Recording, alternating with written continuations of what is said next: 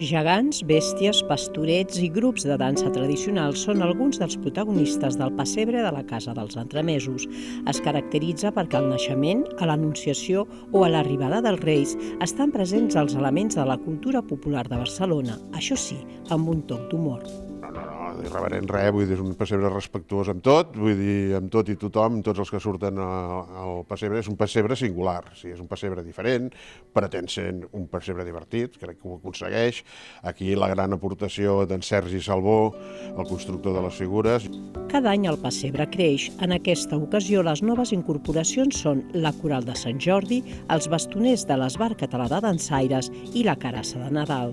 A més, el pessebre aquest any ha anat incorporant altres elements d'atrezzo del pessebre, com és la nòria d'aigua o el portal d'entrada a Belém.